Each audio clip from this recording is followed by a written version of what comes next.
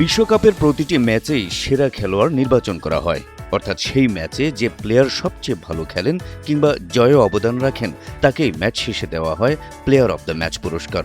তবে আপনি জানলে অবাক হবেন, ম্যাচের সেরা খেলোয়াড়ের হাতে প্লেয়ার অব দ্য ম্যাচের ট্রফি তুলে দেওয়া হলেও এর বিনিময়ে কোনো নগদ অর্থ বা প্রাইজ মানি দেওয়া হয় না। শুধু তাই নয়, টুর্নামেন্টের সেরা খেলোয়াড়ের জন্য গোল্ডেন বল, সর্বোচ্চ গোলদাতার জন্য গোল্ডেন বুট, সেরা গোলরক্ষকের জন্য গোল্ডেন গ্লাভস পুরস্কারেও ট্রফি বা মেডেল ছাড়া ফিফার পক্ষ থেকে কোনো নগদ অর্থ দেওয়া হয় না। 2002 সালে কোরিয়া জাপান বিশ্বকাপ থেকে চালু হয় প্লেয়ার অব দ্য ম্যাচ পুরস্কার। শুরুতে এ পুরস্কার নির্ধারণ করত ফিফার টেকনিক্যাল স্টাডি গ্রুপ।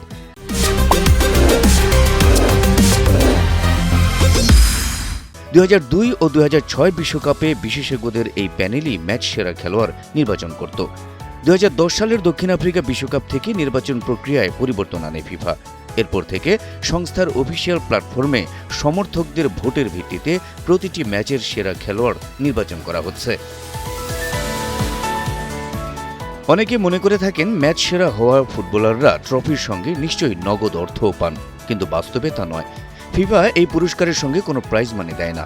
বিজয়ী ফুটবলার কেবল ট্রফি ও আনুষ্ঠানিক স্বীকৃতি পান। এটি তার ব্যক্তিগত এবং একটি সম্মানজনক প্রাপ্তি হিসেবেই বিবেচনা করা হয়। এর সঙ্গে অর্থের কোনো প্রাপ্তি যোগ হয় না। শুধু প্লেয়ার অব দ্য ম্যাচ নয়, একই নিয়ম প্রযোজ্য বিশ্বকাপের অন্যান্য ব্যক্তিগত পুরস্কার, যেমন গোল্ডেন বল, গোল্ডেন বুট এবং গোল্ডেন গ্লাভস জয়ের ক্ষেত্রেও। এখানেও বিজয়ী ফুটবলার কেবল ট্রফিটাই পান, কোনো নগদ অর্থ নয়। তবে ফিফার পক্ষ থেকে এর ব্যাখ্যায় বলা হয়, এসব পুরস্কার বিজয়ীকে প্রত্যক্ষভাবে কোনো নগদ অর্থ দেওয়া না হলেও এর পরোক্ষ আর্থিক মূল্য অনেক বেশি। বিশ্বকাপে ব্যক্তিগত সাফল্যের পর একজন ফুটবলারের বাজার মূল্য অনেক বেড়ে যায়। নামকরা ক্লাবগুলোতে চুক্তিবদ্ধ হওয়ার সুযোগ তৈরি হয়। এছাড়া এসব ব্যক্তিগত অর্জনের পর একজন খেলোয়াড় স্পন্সরশিপ ও বাণিজ্যিক চুক্তি থেকেও উল্লেখযোগ্য আর্থিক সুবিধা পাওয়ার সুযোগ তৈরি হয়, যেটি সংশ্লিষ্ট ফুটবলারের ক্যারিয়ারে বড় ধরনের ইতিবাচক পরিবর্তন নিয়ে আসতে পারে।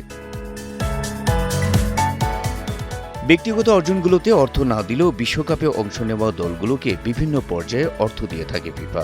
এক্ষেত্রে বিশ্বকাপজয়ী দলের জন্য নির্ধারিত থাকে $5 কোটি পুরস্কার, যা সংশ্লিষ্ট দেশের ফুটবল ফেডারেশনের তহবিলে প্রদান করা হয়। হাবিব রাসেল, এনটিভি অনলাইন।